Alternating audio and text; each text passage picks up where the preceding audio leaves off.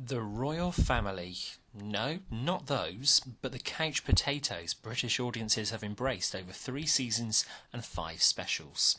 It's the modest story of Jim, Barbara, Denise, Anthony, Dave and Nana Norma, with all the other side characters thrown into the mix for good measure, and it's the brainchild of writers Craig Cash and the late, great Caroline Aherne. The Royle Family debuted on BBC Two on September the 14th, 1998, and 20 years later to the day, we're celebrating the success of this brilliantly realised situation comedy, for all its hilarity, its emotional moments, and its unforgettably real characters. In this retrospective, we're taking a look back over all 25 episodes of this classic British comedy, and ranking them all.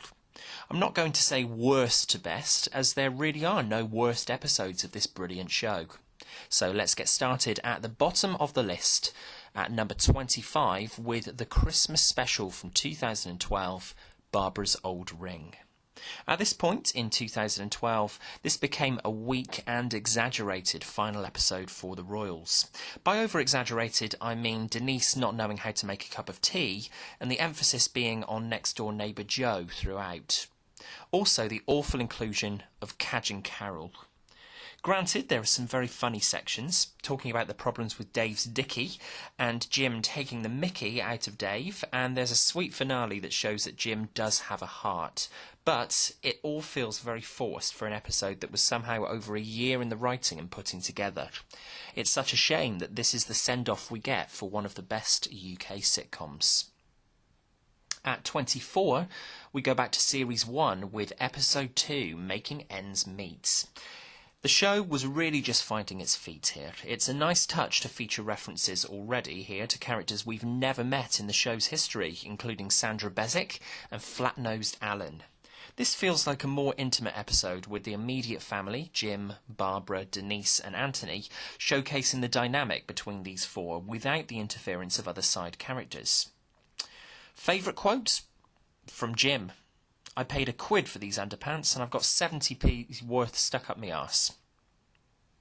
The 23rd best Royle Family episode, in our opinion, comes from Series 3. It's Episode 2, Babysitting. Jim and Barbara have been looking after baby David overnight as Denise and Dave have gone out for a meal for their anniversary. Only it turns out that they just stayed at the Feathers for a lock-in. The family have a good laugh when they learn that Joe has been to hospital and come back with bandaged fingers. He cut himself grating some cheese. The family then decide to all go down the pub and slip out while Anthony isn't looking, so he's now in charge of baby David. It's a straightforward episode with less laughs than others higher in the list. At 22, we go back to the beginning with Series 1, Episode 1, Bills, Bills, Bills.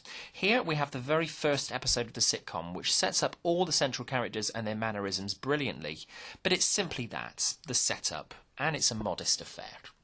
Just sitting outside the top 20 at 21 is Series 2, Episode 1, Pregnancy. Denise and Dave are round to tell the family that they're pregnant. If it's a boy, Dave wants to call it Dave. Denise wants to call it Keanu. It's a solid start to Series 2, as we left Dave and Denise getting married at the end of the previous series. In at number 20 is one of the later episodes, the Christmas special from 2009, The Golden Egg Cup.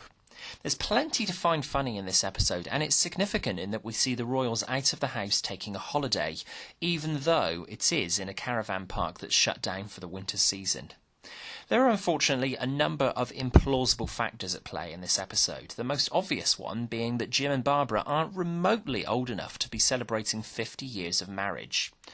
It's nice to see Anthony back, if only very briefly, at the beginning of the episode, considering his absence from the previous Christmas special a year earlier, and there's funny exchanges in the first half of the episode, but this is generally speaking a drop in quality, and further proof that the show should probably have concluded with the Queen of Sheba. At 19, there's a birthday in the house, but Jim really isn't fussed about celebrating it. Birthdays are the swizz, after all. It's Series 1, Episode 4, Dad's Birthday. Jim perks up, however, when he decides the family are going down the pub for an all-nighter. Jim is even feeling generous enough to invite Cheryl from next door. Number 18 is the Christmas special from 2008, The New Sofa. Denise and Dave have invited Jim and Barbara and Dave's parents, David Sr. and Jocelyn, to Christmas dinner, and to play on the flame-retarded new sofa. Nigella Lawson has nothing to worry about, though, where Denise and Dave's culinary skills are concerned. Tom Courtenay is a brilliant addition to the cast this time around, playing David Sr. and clearly relishing playing the idiots. This is the first episode in the show's run not to feature Anthony in any capacity, and it's a shame. It's also the moment where Dave and Denise's low IQs are really exaggerated. At 17, it's Series 2, Episode 3, Nana's Coming to Stay. Denise and Dave tell all about their antenatal classes, and Anthony has a girlfriend whilst managing his mate's band. Meanwhile, Jim is unhappy that Norma will be coming to stay soon when she has her cataract done. At number 16, we go back to Series 3 with Episode 1, Baby. Here we get to see baby David for the first time in the show. The family are in hysterics at an episode of Ready Steady Cook, and Jim and Darren have different views on Denise breastfeeding her son in the living room. It's the strongest series opener of the three. At number 15, it's 2010's Christmas special, Joe's Crackers.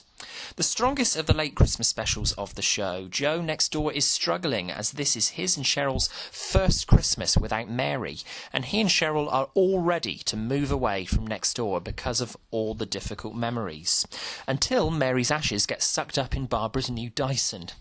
It's a sweet, funny episode that doesn't over-exaggerate on the jokes, instead managing to get most of them just right. It's the last great episode of the show. At number 14, we're back with Series 3 with Episode 5, London. This is a middle-of-the-road episode for a generally strong Series 3. The family are impressed that Anthony is heading to London with his reformed band, except Jim, who constantly berates Anthony and his ambition. It's only when Denise sticks up for her brother for the first time ever that Jim changes his tune. This is actually the nicest the family ever are to Anthony in the show. The episode's highlight definitely comes at the end, though, when a constipated Nana laughs at something stupid she says so much that she lets out a fart in front of the whole family. Cue lots of laughter and high praise from Jim. Good old Norma.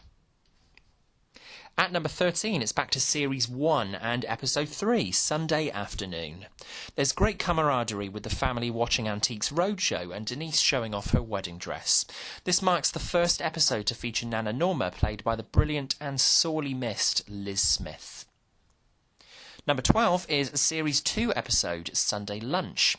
Nana and Twiggy are both round for Sunday lunch. Barbara is frustrated as Jim has left her to do all the cooking and tidying again, and Nana is still constipated. Much like the second episode of the show in Series 1, where the immediate family are sat around eating dinner, this feels like a more intimate episode, with plenty of laughs throughout. And just missing out on a place in our top 10 Royle Family episodes, we're staying with Series 2 at number 11 with Nana Comes to Stay.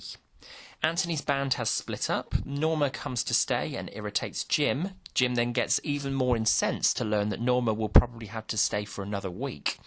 Norma is trying to remember a programme featuring a man dressed as a chicken. This episode is one of the highlights of the second series of the show.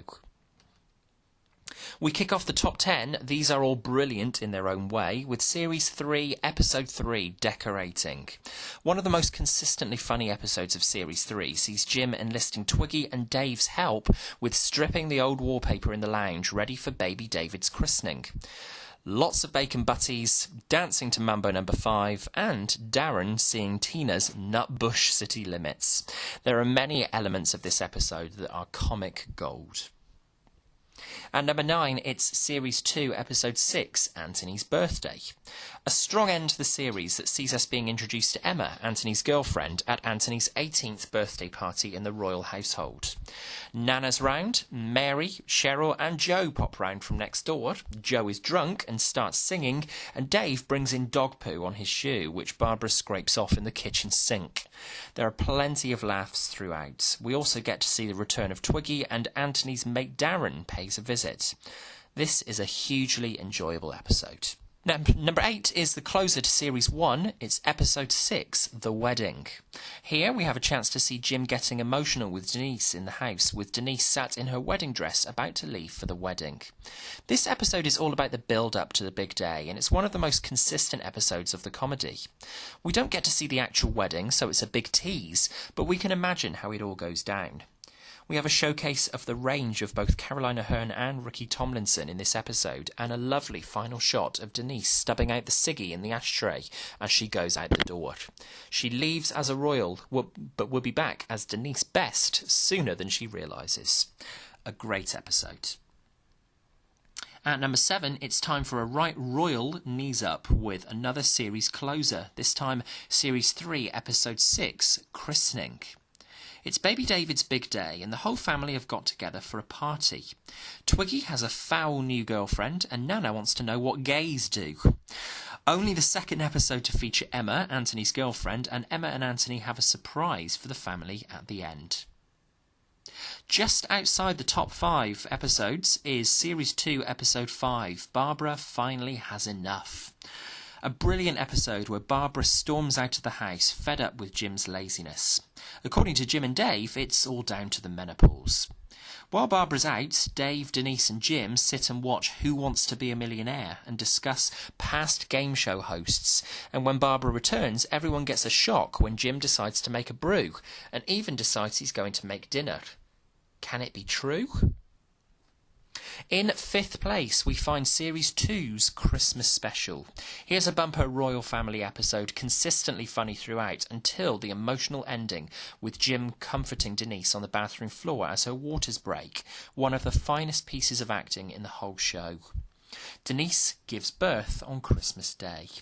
It's a funny and poignant episode of the show that's up there as one of the standout episodes. Quote of the episode once again comes from Jim. Are you definitely sure it wasn't just a great big piss, love? At number 4, we go back to Series 1 and Episode 5, Another Woman. Dave and Denise come home from the Feathers arguing about the unseen Beverly Macker. Everyone is then awake, and Dave and Denise slowly make up, and the family end up having a sing-song with Jim's banjo. It's a simple episode, but one of the best of Series 1. In 3rd place is Series 3, Episode 4, The Funeral. Nana's friend Elsie dies, and she's inconsolable, drowning her sorrows in brandy at Barbara and Jim's. It's a laugh a minute with fantastic dialogue throughout, whether it's Nana wanting to raid Elsie's home for perishable items, or Jim's excitement at Barbara saying they're ordering chippies. One of the very best episodes of the 25. So, 2 episodes are left, and at this point it's probably obvious to any Royle fan which episode we've chosen as the cream of the crop. But in 2nd place, we've got the Series 3 Christmas Special. This is another classic episode, and the last until the comeback special The Queen of Sheba, nearly 6 years later. Emma's parents visit the Royals on Christmas night for a finger buffet. Jim's response, "Finger my arse," is the best version of the show's catchphrase, "my arse we ever get," and we realise how conceited and stuck up the pair are. By the end of the episode, Jim thinks his family have forgotten to get him a Christmas present, but he discovers the family have clubbed together to buy him a subscription to Sky TV. Jim is finally one up on Roger. Roger my arse! The episode is perfectly played, with everyone on top form. That only leaves us with the number 1 Royle Family episode to reveal, and it's quite possibly the single greatest piece of television ever. The 2006 special, The Queen of Sheba. Liz Smith's Nana is one of the Royle Family's finest characters, so giving her her own episode was inevitable at some point, and there's no better episode to showcase this character and indeed Liz Smith's brilliantly understated acting. The Royals had been off our screens for almost 6 years, but in October 2006 they returned with what appeared to be a one-off special at the time, and in hindsight should probably have been, where we paid a fond farewell to this family. Baby David is growing up fast, showing the same laziness as his parents. Cheryl has put out an advert in the Matchmaker column in the local paper, and Anthony is doing well for himself with a new partner and a kid. As well as that, Nana is sleeping in the royal family dining room and Cheryl is changing her catheter. Not only is this a consistently hilarious episode, but it also contains one of the saddest endings of any television comedy series. There are few sitcom episodes you could class as perfect, but The Queen of Sheba is certainly the exception. This is the very best we've had from the Royals. Just watch Liz Smith's Nana telling her daughter Barbara she loves her, and try not to weep at the beauty of the scene. So there you go, our thoughts on this brilliant comedy that went on to win 23 awards during its run and cement it as one of Britain's finest. It's all down to the brilliant writing partnership of Craig Cash and Caroline Aherne, and the ensemble cast who just knock it out of the park every single time. The royal family was basically lightning in a bottle, and it's such a shame that with the untimely passing of Caroline Aherne in 2016, there will likely never be a return to this legendary show. Here's to the true royal family. Don't forget to subscribe to the channel if you like this review, and as ever, you can find Crawford-Clark Close-Up on Facebook and Twitter. You can drop us an email with your suggestions for the channel, crawfordclarkcloseup@gmail.com. Thanks for watching, and until next time, that's a wrap.